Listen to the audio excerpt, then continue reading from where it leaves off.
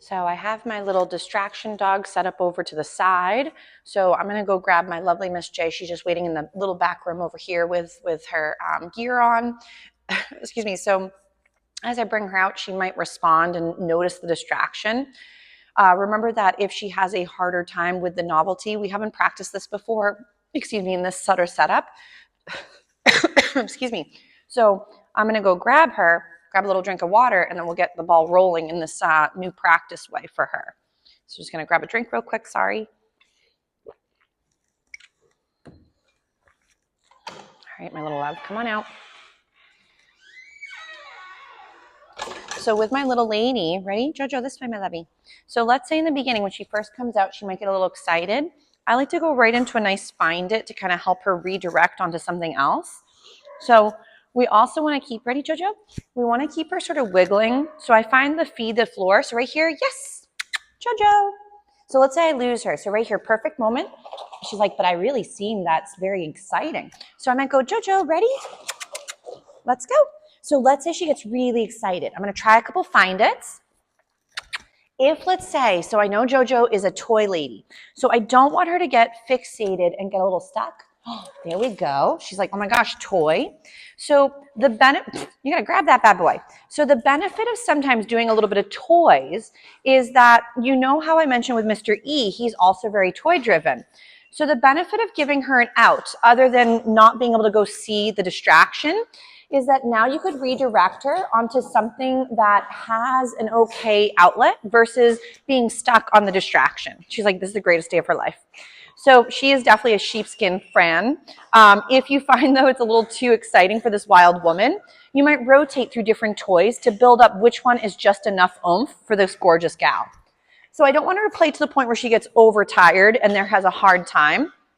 But I want her to think that grabbing for the toy is another great option versus going and getting overwhelmed, noticing the friend. So now I might, again, use my toy as a way to hone her in right there. Jojo, yes. And then right into some play. And that should have been my good. And I'm sorry, I'm a little tired today, so my brain is not always as functional. But again, it's just like everybody else. So beautiful. So we got some play. So this could be the puppy, could be busy enjoying a Kong. The puppy could be busy doing his own thing, like having his meal. Maybe it's his lunchtime. We could then go with Jojo, ready? Get her attention on us and meander around the environment. Nice job right here. Good. So for watching her brother, she could get to play again. If this is really exciting for her brother, watching her get a little wild, that could be great practice for him to sometimes see her getting excited and then be able to do a different skill instead. So you saw when she first came out, she didn't quite notice him. And then all of a sudden she was like, oh my gosh, there's that weirdo in the pen. Who knows if he's dangerous or not? Ready? Leash wedgies. There we go. So if we find, ready, Jojo, we're going to go right back into working a little bit. She's like, this is the greatest day of her life. So right there, she's watching her friend. Nice.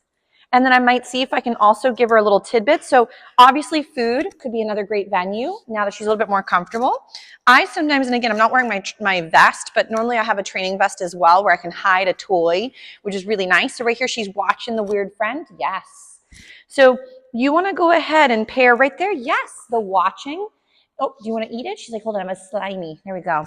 So with her watching the distraction, I'd gauge her comfort range. Obviously now she's a little bit winded because you did some play instead, but I'd want to see, can we get her up and wiggling? Is she able to still take her food? Is she looking soft where she can glance and then bounce back from it? If those are no's, then it might be too fast of a setup. So right here I might go, yes. God, that was beautiful. And feed her for that lovely watching. So right now, I wouldn't want to go straight on to the distraction. I would typically work your puppy parallel to the distraction. So here they are over here, and we might right there. Nice. Feed for that little pass by or when we're near it. Nice job. So Miss J starts to create value in being near the friend and feel safe is still all within her spectrums. Right here, Jojo. Yes. But notice how, again, I don't get taut on my gear. If, let's say, she were pulling like earlier where she's stuck on it, you could then stop, walk down your leash, and then try from there, hi there, cuteness, to regain her attention if your fingers are working, and then feed her for this bounce back to your bubble versus theirs.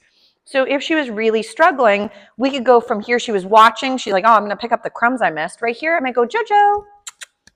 And if I lose her, oh, very nice. Go into like a bigger paycheck as she goes away from the distraction. So this way, she's building up value in, let's say, disengaging from the pup has more value than staying focused on him. Later, she becomes more comfortable. Being near him and relaxed would also equal more visiting, more checking in. So let's say she's been doing a real nice job. Ready, Jojo? We might do another little find it. Gorgeous. Smart girl. She's doing a really nice job. Ready, might get a little sit if we can. Oh, so good. Remember though, if you can't get a sit or a check-in or some of these little bounce backs from her, don't keep asking if she keeps failing at it. Because either we're going to start to lose out on the meaning behind the word or the skill, or your babe might start to think that maybe a sit. So right here, let's say I lose her. Jojo. Yeah, great name recognition. But if I didn't get her to come back from that and I kept saying over and over, like sit, sit, or whatever it might be for slogans, I'm going to make her either feel that the sit is the precursor to the bad, which could be like her sibling or something spooky or something too exciting. And then it could make that behavior, that cue, become a little, what I consider sometimes like a little bit of a poison setup. So we don't want to poison our food or our skills by pairing it with things that are scary, threatening, or overwhelming. We would be doing some counter conditioning. So like right now, she's getting a lot of great stuff while she's still working under threshold. And here's that thing. If we weren't getting this type of response, then I'd say we're rushing the steps and we're going too fast. Jojo. So you just want to gauge, what does her body language look like? What's her respiration? I know right now she's a little bit winded because she was doing some play. But it could also be, maybe is she stressed out? Is she too warm? Is this too hard? And if so, is she taking food or is she not? And those could also be windows into her comfort. Nice. So like, let's say she's been doing a really nice job. We might even do a little bit where we approach and then I go, Jojo. And then I try to get her back. If I lose her, then I get closer, Jojo, and then bring her away. But if you weren't able to get this bounce back, I wouldn't get closer if you can't get that type of redirection onto you from a further distance. So if she can't do it from 20 feet away, she's not going to do any better 5 feet from the distraction. So right here, we might go, Jojo, and feed for that lovely check back in. What a smart girl. So, but again, let's say she does a great job. We might go, what a good girl. Ready, Jojo? And then good girl. And then we could go into some play again. So now for doing such a nice job, ignoring her pretend sibling, she gets to now play while she's near her new buddy. So this way, again, the dog itself does not become the only thing in the room that she'd like to go check in with. I want her to start thinking that maybe there's value in doing some of her toys near her sibling, but then still be able to do the fun things she enjoys even while this new guy is in the building. So again, we get some nice little play. Wow, wild lady, nice catching. So again, she's doing a real nice job. She's a very agile woman.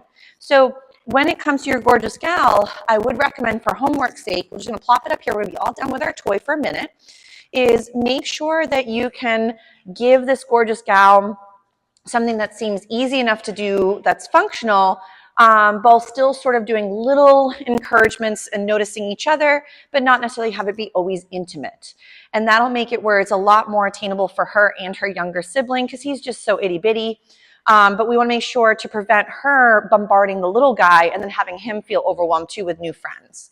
So it's better to go slow and steady because they're going to have many, many long years together. So don't rush the relationship just for the sake of, I hope they can be together instantly. Excuse me, because that's not going to be worth it in the long haul for both of them. Nice job, cuteness. So we'll give our little Miss J. Ready, Jojo? We'll go into a nice big little, or a nice find it off to the side, and we'll give her a little breather. This was really pretty for her. But I'd work it nice and slow and steady at home where it's attainable and successful. Here you go, Miss J. Good job.